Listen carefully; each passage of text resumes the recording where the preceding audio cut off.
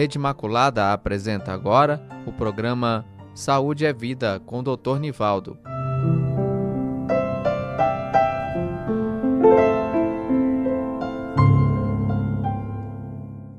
Boa noite, meus queridos e minhas queridas, nossos ouvintes amados da web rádio www, Rede Imaculada 94.5, em todo o país, onde o nosso sinal pode chegar e está chegando. Também os nossos queridos ouvintes lá de Paracuru, também de Sobral, também do Vale do Ivaí. Nossos queridos e nossas queridas ouvintes das cidades do entorno, cidades satélites, Goiás, Tocantins, Minas Gerais, onde mais chegar o nosso sinal da Rede Imaculada, 94.5 FM. Deus abençoe você, meu querido, minha querida, com toda a paz, com todo amor, com toda a segurança, com boa direção para a sua vida. Deus abençoe você que está comemorando alguma coisa boa nesta noite.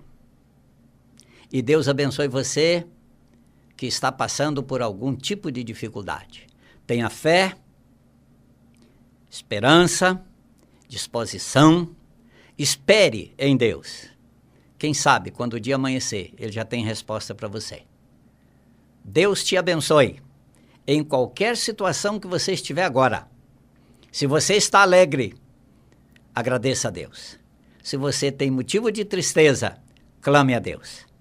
E o Senhor nos abençoe com todas as bênçãos que nós precisamos para vivermos mais esta noite, mais essa semana, mais esse ano e a vida toda. Deus nos dê os recursos e meios e tudo quanto nós precisamos e a condução dele, para a glória dele e para a nossa alegria, em nome do Senhor Jesus.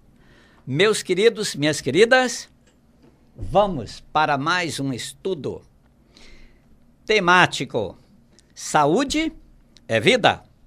E hoje nós vamos tratar da saúde intelectual, ou seja, a saúde da nossa mente, do nosso raciocínio, da nossa capacidade mental, dos nossos conhecimentos. Então, o que é a saúde mental? A nossa mente é a soma do conhecimento, mais a experiência, mais a habilidade. Juntando isto, nós temos um poder mental. E eu chamo a sua atenção, meu querido, minha querida, para a importância desta saúde intelectual. Nós precisamos muito desta saúde para o sucesso da vida. Se nós queremos ter sucesso, precisamos ter uma boa cabeça. Você já notou que por aí tem gente que tem fossa na cabeça. Quando abre a boca, ninguém aguenta. E tem gente que quando abre a boca, é uma bênção. É uma tranquilidade, é uma harmonia, é uma sabedoria, é uma orientação, é um despertamento. A pessoa em si faz pouca diferença. O que vai fazer a diferença é o que ela tem na cabeça. Várias pessoas, num dado momento, num dado local, passa por um acontecimento. E nós já vimos aí, nessas enchentes e tudo mais, explosões, Rio de Janeiro, São Paulo, explodindo bueiro lá, quebrando carro, causando uma porção de coisas terríveis. Então, veja bem, se nós temos ali 100 pessoas envolvidas nesse acontecimento, nós vamos ter pessoas que vão correr e acudir, mesmo feridas e machucadas. Vão correr e acudir e fazer o que precisa fazer. E pessoas que nem foram feridos, nem foram machucados, mas entram em polvorosa, entram em desespero. Qual é a diferença? Se o fato é o mesmo e as pessoas são semelhantes. Depende da cabeça de cada um. Então, é sobre isto que eu estou querendo falar com você nesta noite. A sua saúde mental. Como você tem preparado a sua cabeça para vencer cada dia, cada oportunidade, cada dificuldade. Vamos pensar sobre isto? Eu te convido, meu querido, minha querida, para uma caminhada nesta noite, por 1 hora, ouvindo música e estudando esse tema segundo a palavra de Deus. Então temos, de acordo com a palavra de Deus, olhando lá em Provérbios, primeira recomendação: instrui o menino no caminho em que deva andar, e até quando envelhecer, não se desviará dele. Quem garante isto? Deus. Então, se nós observarmos isto e cumprir esta meta, instruir o menino no caminho em que deva andar, ele vai até envelhecer bem estruturado. É importante notar aqui, instrui o menino no caminho em que deva andar. É muito diferente de instruir o menino sobre o caminho em que deva andar. Não é sobre o caminho, mas é no caminho. Isso significa que só é possível instruir o menino no caminho se eu estou caminhando com o menino. Se eu estou caminhando, então o menino está caminhando no caminho que eu estou caminhando. Nós caminhamos juntos. É assim que instrui a criança.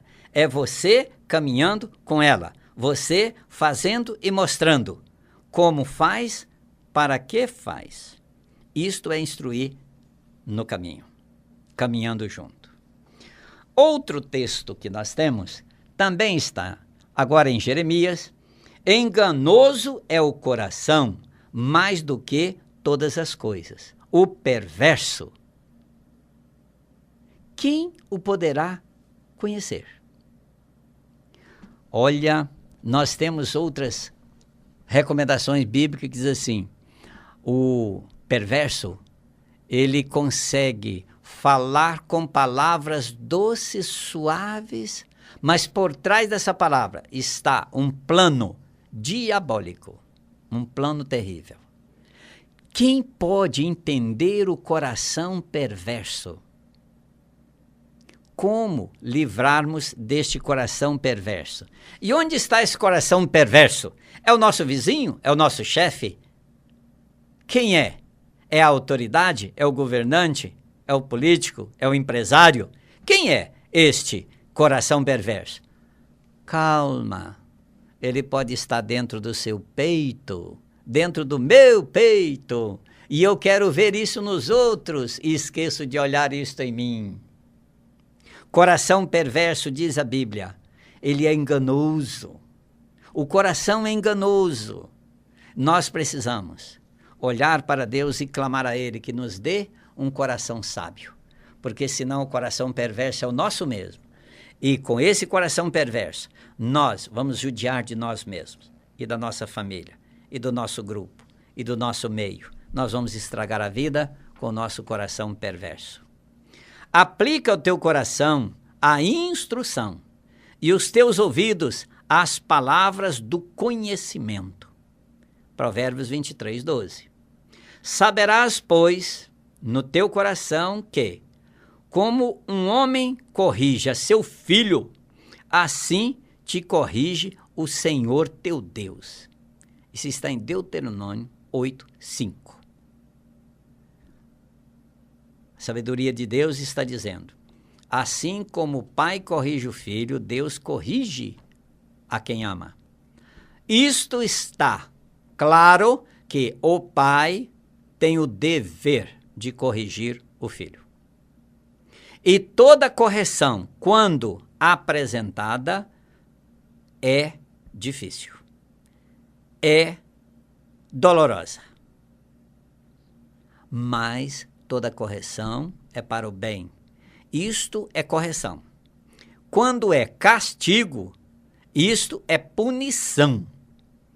Então, quando se pune, não corrige. Quando corrige, não pune. Correção é para mudar o rumo, colocar no rumo certo. Punição é para cobrar o erro. Aqui, Deus está ensinando que o nosso dever é instruir, corrigir. Não é punir, é corrigir. Este é o nosso dever. E quando se faz correção na criança, não precisa punir o adulto. Isso é conhecido em todas as nações.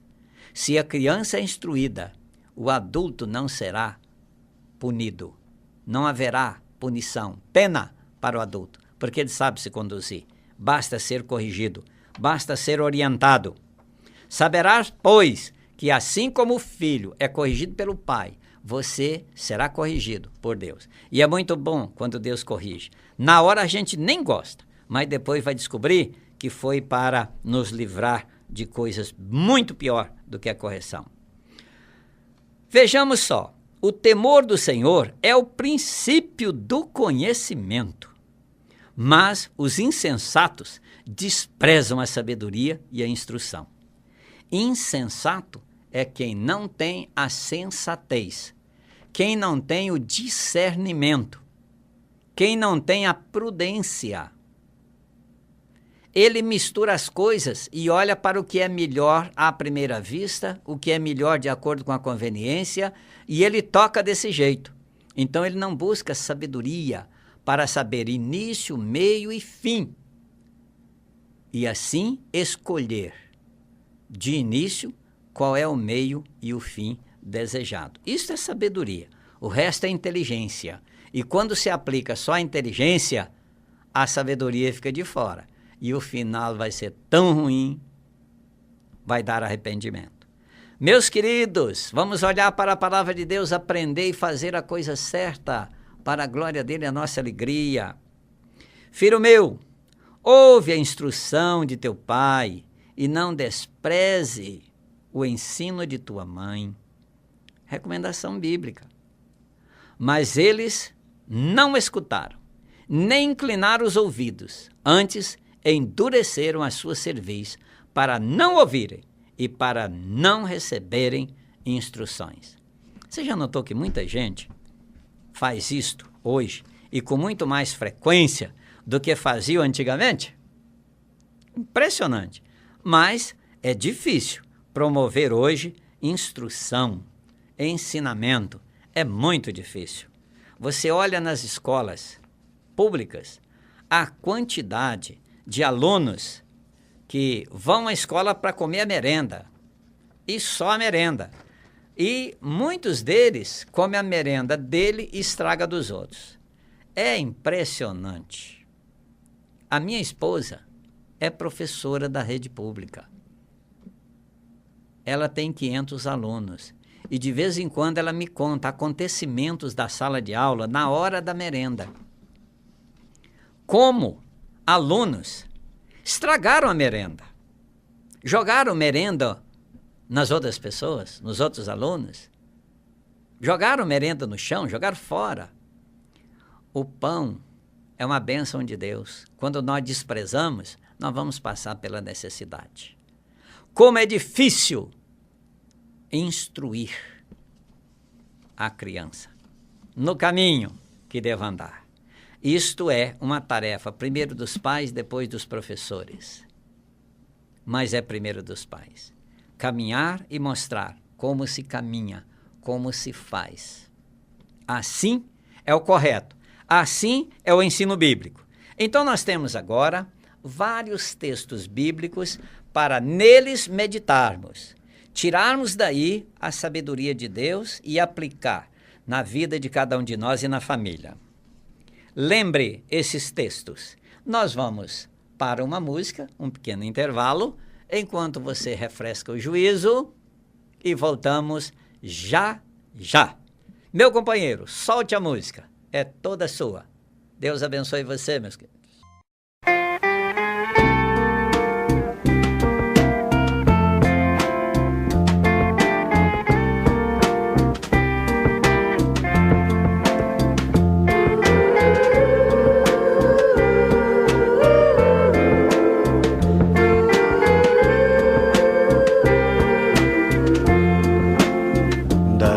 Das coisas do meu tempo de criança, guardo vivo na lembrança um aconchego do meu lar. No fim da tarde, quando tudo se aquietava, a família se ajuntava lá no alpendre a conversar. Meus pais não tinham nem escola e nem dinheiro. Todo dia, o ano inteiro, trabalhavam sem parar. Faltava tudo, mas a gente nem ligava. O importante não faltava, seu sorriso e seu olhar.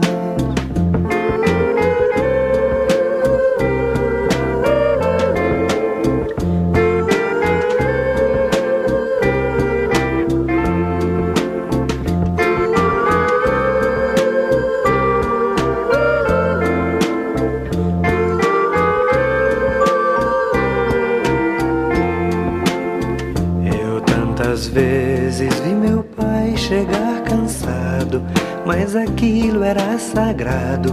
Um por um ele afagava e perguntava quem fizera a estrepulia. E mamãe nos defendia e tudo aos poucos se ajeitava. O sol se punha, a viola alguém trazia. Todo mundo então pedia pro papai cantar com a gente. Desafinado, meio rouco e voz cansada, ele cantava mil toadas, seu olhar no sol poente.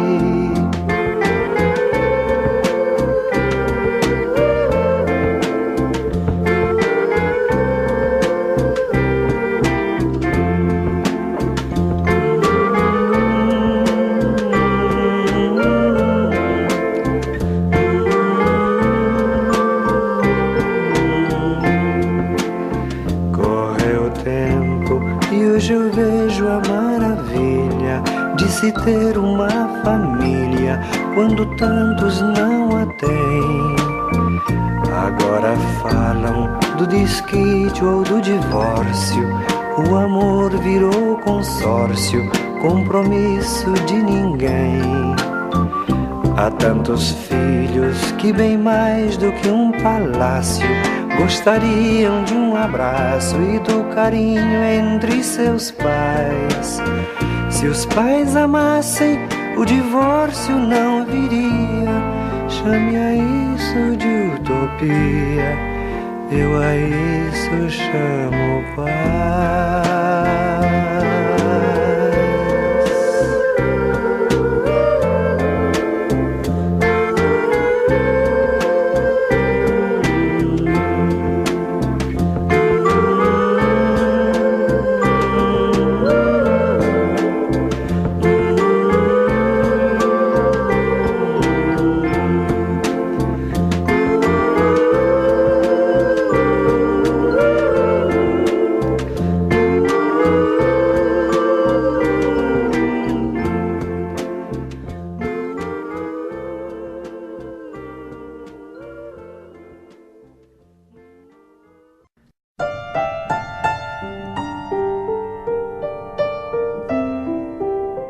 Rede Imaculada, estamos apresentando o programa Saúde é Vida, com o Dr. Nivaldo.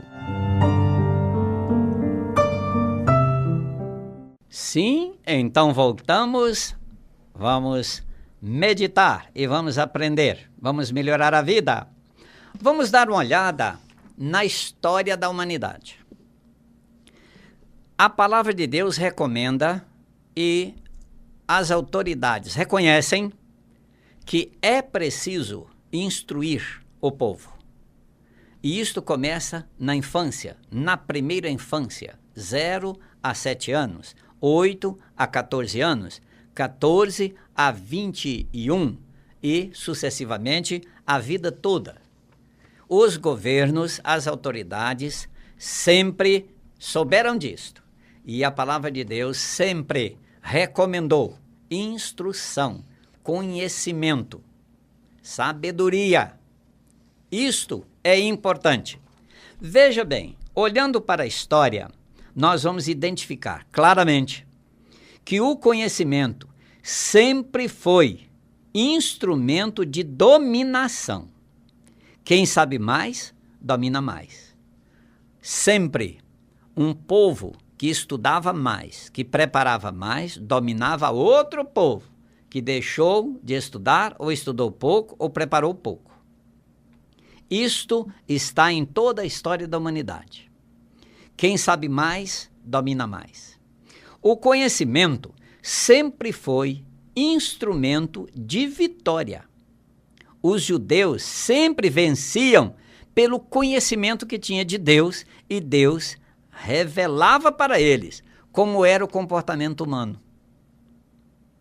Quais eram os recursos, os meios, e como era a vitória, como se alcança a vitória. Deus sempre ensinou que qualquer vitória, para ser vitória, é com Ele. E o povo de Deus aprendeu, os judeus aprenderam que, obedecendo a Deus, seguindo as suas instruções, eles eram sempre vencedores. E cada vez que eles caíam na besteira de criar os seus próprios planos, eles eram derrotados. Vitória só com Deus. Terceiro, o conhecimento sempre foi instrumento para gerar riqueza. Povo instruído é povo rico. Isto está em toda a história. É impossível negar. Se nós já sabemos disto, é só orientar pela palavra de Deus, pela história, e seguir a nossa linha. Se nós queremos dominar, vencer e ter a nossa riqueza. Nós estamos vendo agora a China passando para uma nova liderança. Um novo imperador vai governar agora a China. A China passou por uma grande transformação com o imperador que faleceu. A frase dele, que causou a maior revolução na China, a frase era: ser rico é glorioso. Então, ter riqueza é uma alegria, é uma glória. E então a China começou a enriquecer. E ela cresce assustadoramente cada ano. Mais do que qualquer parte do mundo. Em cima do quê? Do conhecimento, da instrução, da habilidade. Ela cresce assim. Então, está provado, inclusive nos nossos dias, que saúde intelectual, conhecimento, experiência, habilidade, quanto mais proporciona vitória, domínio, riqueza. Quando nós pensamos em domínio, é domínio daquilo que Deus nos deu para dominar toda a natureza. Qual é o homem mais rico do Brasil hoje? É o senhor Eike Batista. Ele é o homem mais rico do Brasil e o 10º mais rico do mundo. E ele já disse que em 10 anos ele quer ser o mais rico do mundo. Como esse homem tem enriquecido tanto? Conhecimento, experiência e habilidades. Imagina que ele descobre uma empresa que está tirando minério de uma enorme serra lá no Pará, com grandes dificuldades, poucos recursos, poucos conhecimentos, e em caminho de falência. A empresa não evoluía. Ele, então, faz uma grande proposta: comprar a empresa e desenvolver a mineração. Hoje, esta empresa explora uma enorme serra de minério de ferro, abastecendo principalmente a China e o Japão com minério de ferro. para produzir os bens para o mundo inteiro. Este homem, com conhecimento, experiência e habilidade, em 10 anos, se tornou o 10º homem mais rico do mundo. Tinha que ser ele ou poderia ser qualquer outra pessoa, outro homem que tivesse também conhecimentos, experiências e habilidades. Soubesse bem o que fazer, como fazer, quando fazer, para que fazer. Visão, percepção de mundo, de sociedade, de acontecimentos, de efeitos, saber isto, antecipar isto. Este foi o grande segredo do povo judeu. Eles sabiam antes, porque Deus ensinava. E eles aprendiam de Deus e obedeciam a Deus. Eles eram os vitoriosos, os dominadores. Então, estamos diante de fatos que nos dá plena certeza. Conhecimento, experiência, habilidade, saúde intelectual, coragem. Isso nos leva ao sucesso. Precisa ter o cuidado de agir segundo a vontade de Deus, o plano de Deus, a palavra dele, para que o sucesso seja um bem para todos. Senão, é tragédia. As nações se tornaram poderosas pelo conhecimento, pela riqueza e pelo poder militar. E de onde vem esta riqueza e esse poder militar para juntar com o conhecimento? As riquezas é possível, ou são possíveis as várias riquezas, com o acúmulo de conhecimentos, experiências e habilidades. Com estas 3 coisas, nós formamos a nossa saúde intelectual, a nossa capacidade de percepção, de discernimento, de posição, de decisão, de ação, fazer acontecer. E o mundo só tem 5% da humanidade com capacidade para fazer isto. E é triste notar que qualquer pessoa pode desenvolver a sua capacidade e chegar nesses 5% e dominar o mundo de alguma forma. Em todo tempo se buscou conhecimento nas mais diversas áreas do saber humano. Esses conhecimentos nas mais variadas áreas do conhecimento humano também criou o poder militar, o poder bélico.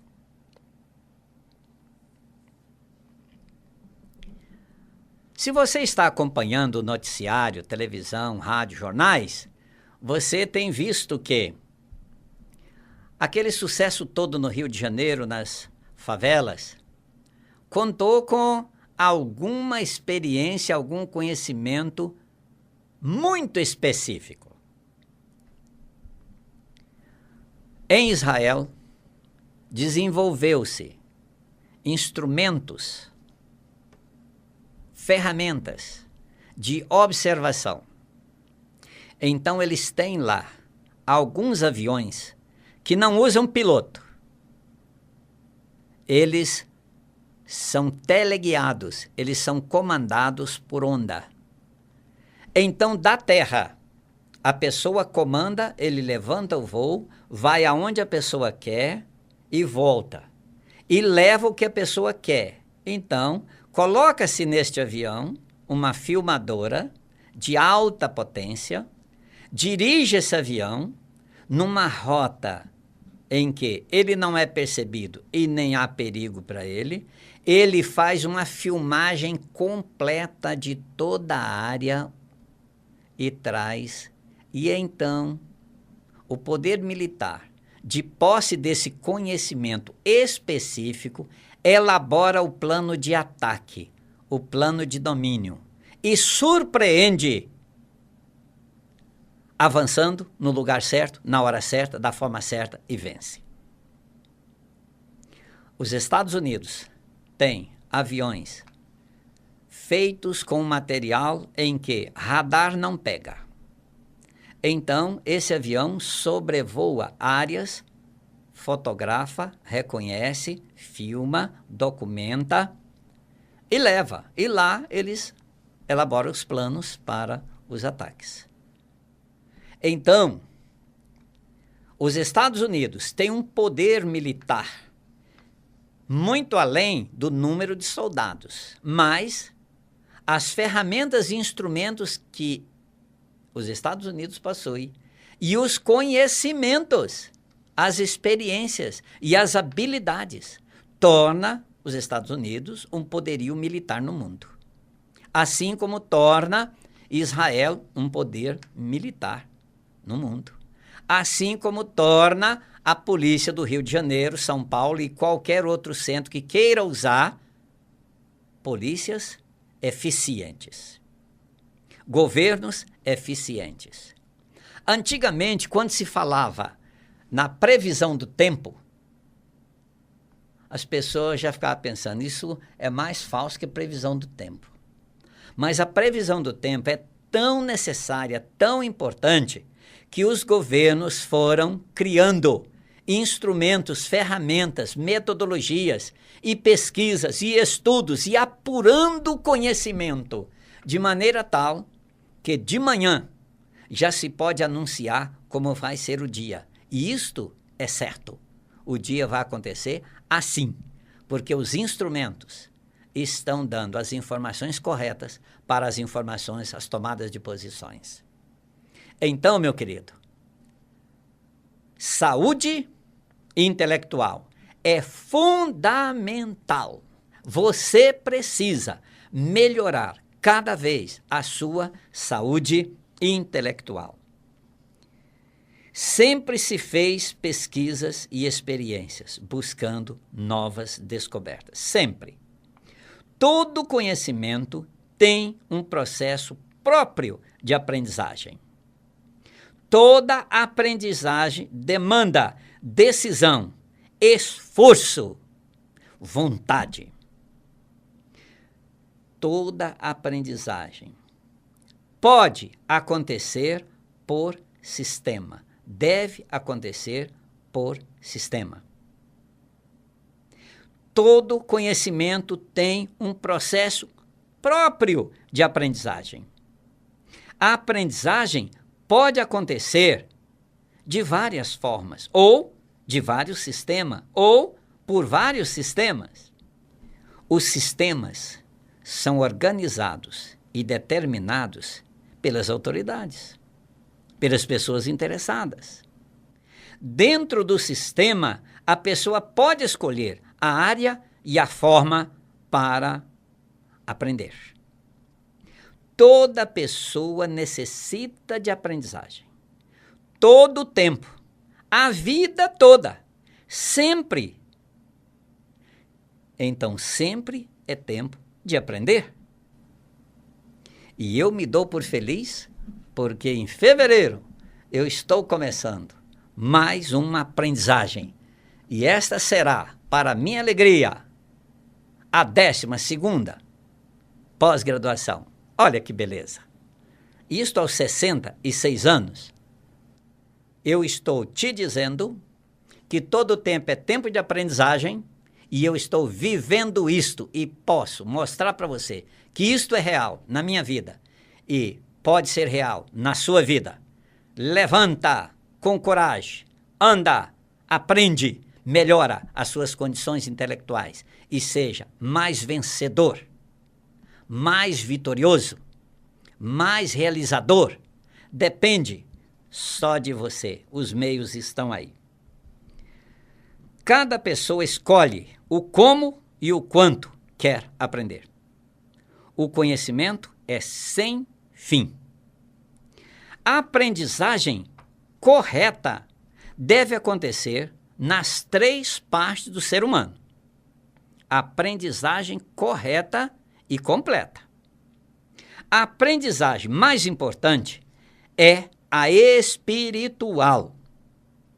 Ela determina os rumos da vida, da morte e da eternidade. Olha como esta aprendizagem é importante, é preciosa, é valiosa e precisa ser levada a sério e melhorada cada dia. A segunda aprendizagem é a aprendizagem intelectual propriamente dita.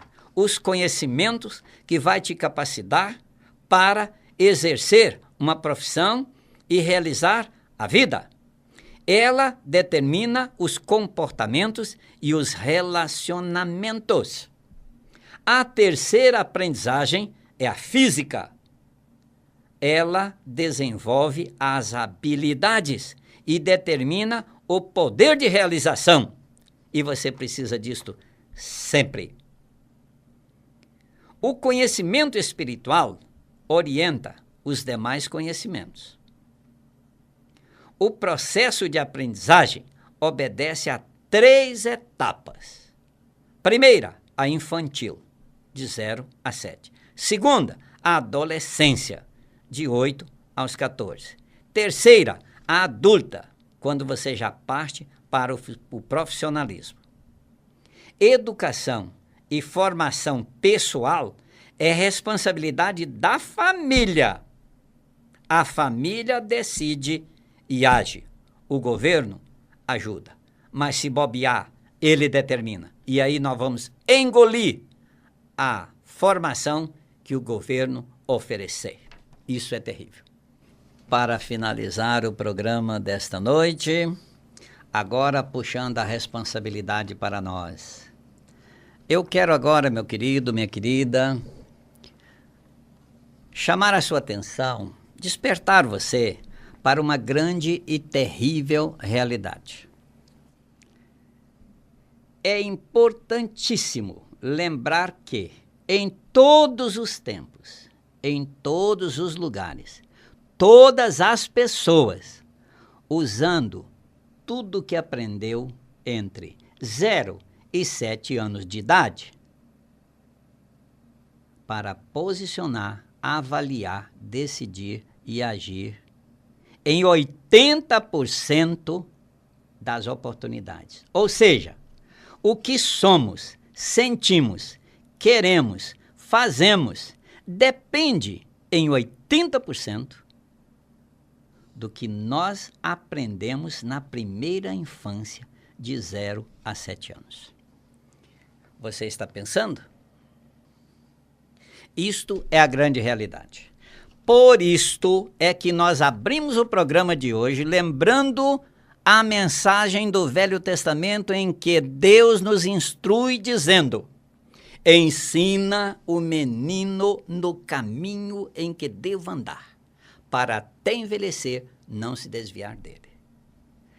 Esta frase que eu anunciei para você, esta verdade terrível, está constatada em toda a história da humanidade. Aquilo que a pessoa percebe, pensa, sente, posiciona, decide, age e vive, 80% em toda a sua vida depende do que ela pegou de 0 a 7 anos. 20% nós vamos alterar, melhorar com o conhecimento que nós adquirirmos depois dos 8 anos. Olha que coisa terrível. Para você ter certeza que isto é uma verdade, observa ao seu redor, no seu grupo, na sua família, pessoas que têm uma vontade doida para fazer alguma coisa, mas começa a pensar: ah, se o meu pai soubesse que um dia eu fiz isto, o que ele ia dizer? Ah, não, faço não. Olha bem, ele está agora, aos 30, 40 anos de idade, tomando uma decisão com aquilo que ele aprendeu do pai lá com 5, 6, 7 anos de idade. Olha como isto influencia a nossa decisão hoje. Como nós nos orientamos, com aquilo que nós ouvimos e aprendemos dos nossos pais e com os nossos primeiros professores.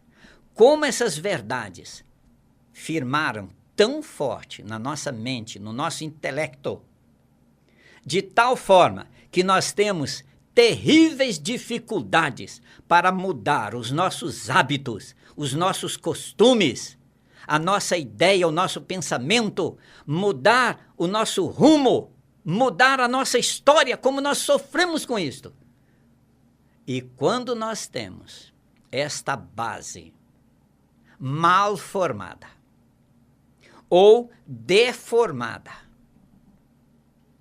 lá na nossa primeira infância, o que nós vamos ter no decorrer da vida é coisa muito esquisita, muito triste, muito feia. Nós precisamos redobrar os nossos cuidados, os nossos esforços para propiciar, oferecer, providenciar uma educação adequada na primeira infância. Caso contrário, nós vamos ter terríveis consequências. Eu tenho atendido no meu consultório crianças e adolescentes completamente desajustadas, desatinadas, impertinentes, nervosas, com um sono terrível, sem aproveitamento escolar, uma coisa triste. Quando a pessoa chega trazendo um garoto assim, me dá essas informações, ele é assim, assim, assim, ele comporta assim, assim, assim, ninguém aguenta esse menino desse jeito. A minha pergunta é direta: como esse garoto ou essa garota é com o pai dela? E a resposta é imediata: não, ela não tem, o pai dela saiu, o pai dela largou, o pai dela está com outra família, o pai dela abandonou. Eu já sei, meus queridos, eu já sei. Essa desgraceira toda em cima da cabeça dessa criança é que de 0 a 7 anos, a aprendizagem dele foi um desastre. Ele está num desatino. Ele não sabe o que será da vida dele. Ele não tem rumos, ele não tem equilíbrio, ele não tem segurança, ele não tem paz. Ele não tem nada que se possa agarrar, ainda que seja um fio. Ele não tem. Ele está pensando que vai morrer, porque não há outro meio. Como nós facilitamos com a educação que oferecemos para os nossos pequeninos de 0 a 7 anos. Às vezes, eu estou atendendo no consultório uma mãe com uma criança recém-nascida. Eu pego criança lá de 14, 15 dias de nascido, já com problema, já me apresentando para que eu ajude, tome uma providência, trate essa criança. Agora, como é fácil tratar de uma criança de 15 dias de nascido, né, meu querido? Ah, minha querida? Aí, eu deixo aquela mãe sentada ali. A criança amamenta? Amamenta. Então, dê de mamar para ela. Deixa eu ver como é que você dá de mamar para essa criança. Qual é o seu costume? Como é que você faz para essa criança mamar? E eu começo a observar. Às vezes, aquela mãe põe a criança para mamar e está pensando no mundo da lua. Está em desespero porque o marido não está em casa, ou o marido está envolvido com outras pessoas, ou ela acabou de perder o emprego, ela está num desespero. A criança está mamando e a cabeça dela está em outro lugar. Mas às vezes eu observo, a mãe está amamentando, olhando para a criança, e a criança olhando para o rosto dela. Ela ofereceu a mão para a criança, e a criança agarrou o dedo dela, e ela está ali. A criança segurando no dedo, e ela sustentando o dedo para a criança segurar, para que a criança tenha certeza, isto aqui é bom demais, porque esta coisa vaza um negócio gostoso. E eu estou sentindo calorzinho, e eu estou sentindo esse rostinho aí alegre comigo, e me segurando, e me dando segurança. Eu leio tudo isso no rosto da criança. E também leio tudo quando eu vejo aquela criança ali esfregando no peito da mãe, dá 2, 3 sugadas e já está em desatino, quer sentar, quer ficar em pé, não quer mamar. Oh, meu Deus! Como a gente judia das crianças. Que coisa triste. Quantas crianças estão aí, sem o pai, sem a mãe, criado com vó, vó já passou da época de criar a criança. Essa criança não sente segurança na avó, por mais que a avó seja boa, amorosa. Ela quer é a mãe, ela quer é o pai, mas não tem nenhum dos dois. Então ela rasga o sofá, ela quebra a louça, ela risca a parede, ela quebra o brinquedo. Que coisa triste. Primeira infância. Nós vamos carregar isso para o resto da vida. Uma criança criada assim, no desalento, no abandono, no menosprezo, na insegurança, no medo, na dor, na angústia. Ela quer que o mundo se dane e, se não se danar, ela vai arrebentar com o mundo. E aí, ainda que o pai, quando o filho inteira 21 anos, dê para ele uma Ferrari, dê para ele uma conta bancária, ele vai usar isto para drogas, prostituição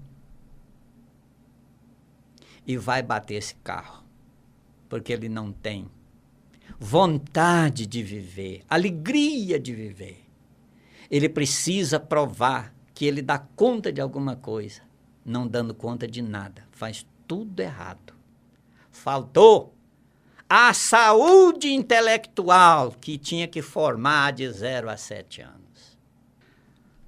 Ah, meu querido, que tristeza. Pensar nessa realidade e ver como as coisas estão seguindo.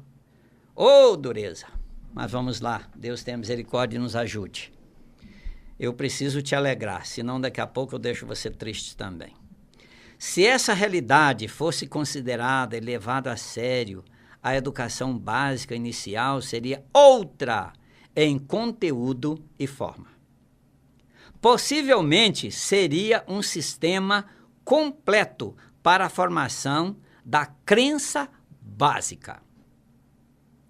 É esta base que forma a nossa crença. Por isso ela é uma crença básica. Nós vamos acreditar naquilo que nós aprendemos na primeira infância. Ah, se isso fosse mudado. De acordo com Paulo Freire, para mim e para muitos, o maior educador brasileiro respeitado na França, ele afirma que a educação brasileira é bancária, ou seja, ela é bancada, ela é paga. E quem paga é o governo. E na educação bancária ensina-se o que o bancador quer que ensina. Ou seja, a educação do governo caminha para aquilo que o governo julga importante para o ser humano.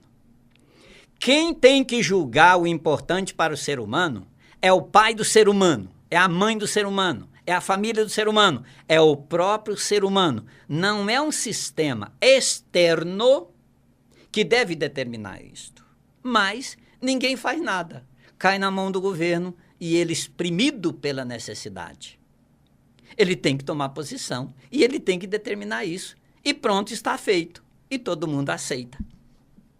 A briga contínua na educação.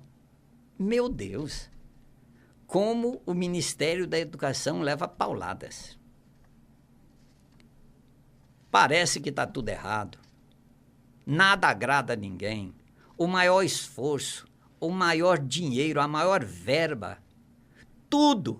Planos e mais planos, sistemas e mais sistemas. Os sistemas são bons, perfeitos, mas é uma coisa de lá para cá, não é uma coisa de dentro para fora.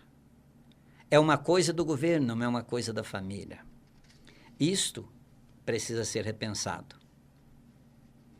Nossa educação é feita para atingir objetivos econômicos, crescimento econômico, quando deveria ser para saber viver com qualidade de vida, porque isto é o que se aproveita.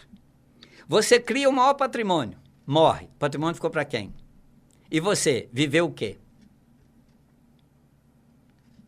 O que adianta essa educação desta forma e nesta linha? Sempre o que produz fica aí. E o cidadão, a pessoa, não está vivendo com a qualidade de vida que precisa ter para dizer que viveu.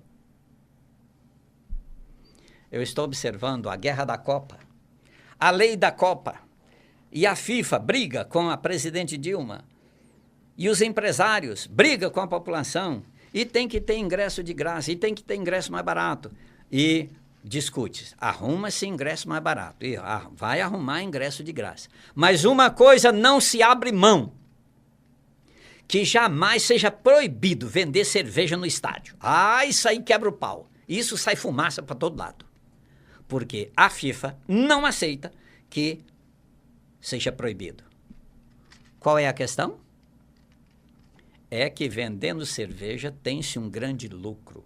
E as cervejarias pagam uma fortuna para a FIFA, patrocinando esses jogos e enriquecendo a FIFA para vender a cerveja embrulhada no rótulo do esporte. Então, cerveja e esporte, propaganda. Isto aí pode virar o mundo de cabeça para baixo, que vai vender cerveja no estádio. O indivíduo vai assistir a partida de futebol tomando a sua cervejinha. E olha que vai vender outras coisas mais. Porque a nossa educação é bancária e porque o governo orienta a educação para produzir patrimônio, riqueza. É preciso reverter para que a educação seja para a qualificação do cidadão para viver vida de qualidade, vida crítica, sabendo o que é certo, o que é errado, o que é bom, o que é ruim. Meu Deus, me ajuda que esse país mude, que a família mude, que as nossas cabeças também mudem. Nossa educação é feita para atingir estes objetivos. A tendência é mais para o indivíduo do que para o governo. Mais para o ser do que para o ter. Mais imediato do que futuro. É uma educação de conveniências. A educação começa na família e conclui na escola. A família planta e faz crescer, é o canteiro. E a escola faz completar o crescimento. Mas a família é a responsável para plantar a semente, fazer nascer. Vai para a escola quando a mudinha já está no ponto de ser transplantada. Chegar na escola com um canteiro vazio, o que é que a escola vai ter para fazer crescer? Os professores se matam, a escola se sacrifica, o governo gasta uma fortuna e não consegue sucesso devido e esperado na educação, porque o canteiro foi de casa para a escola sem as mudinhas. Não foi plantado, não foi regado, não nasceu, não desenvolveu, não há como crescer. Tarefa de casa é de casa, tarefa da escola é da escola. É impossível transferir para a escola a tarefa de casa. É a família. É a família. É na família que a criança tem as condições de aprender o amor, o afeto, o respeito, a consideração, a democracia, a hierarquia, a disciplina, a responsabilidade, a importância das pessoas e os relacionamentos.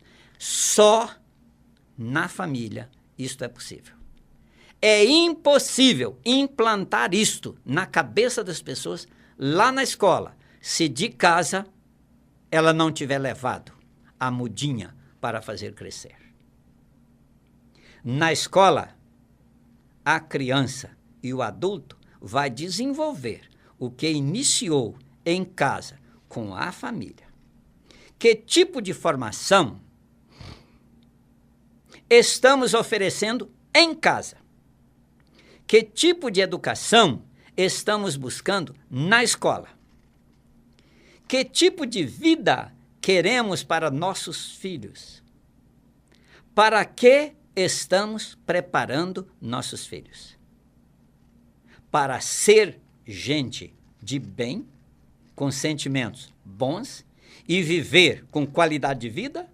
Ou para desembestar na vida e conseguir patrimônios e riquezas? Que tipo de vida queremos para os nossos filhos? Para que estamos preparando os nossos filhos? O que precisa ser corrigido no processo de formação intelectual, meu querido, minha querida? Pense o que você precisa mudar agora, hoje, aí, na sua cabeça, na sua família, na sua comunidade. Podemos fazer alguma coisa para melhorar a vida? Vamos fazer alguma coisa para melhorar a educação e a vida? Vamos, meus queridos, eu quero muito isto. Instrui o menino no caminho em que deve andar, e até quando envelhecer, não se desviará dele. Isso está em Provérbios 22:6. Oh, Deus bondoso, maravilhoso, dono de tudo e de todos, tenha misericórdia. Olha para nós, Senhor. Nos abençoe com a sabedoria e a coragem para determinar a educação da família, a educação na família, a educação dos nossos filhos, a educação do futuro, a educação da humanidade. Tenha misericórdia, Senhor. Nos abençoe. Deus nos dê a vitória de cada dia, de toda a vida, para a glória dele e de nossa alegria. Em nome do Senhor Jesus. Oh, meus queridos, eu espero que a nossa participação hoje tenha contribuído para a sua vida e a qualidade de vida e para a sua família e para a nossa sociedade. Quando eu digo dos erros de governo e de autoridades, eu estou apenas apontando para que ser corrigido.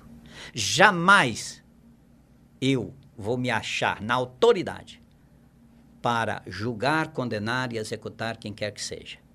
Deus já me ensinou isso há muito tempo. Eu não tenho essa autoridade, jamais vou ter e jamais vou fazer isso. Quando eu manifestar aqui a minha contrariedade, a minha indignação com situações muito erradas, faço isso no dever do amor cristão diante de Deus, para a glória dele, para a nossa alegria, para que mude, porque eu acredito na mudança e Deus pode nos dar mudança. Deus abençoe vocês, até a próxima semana, um grande abraço.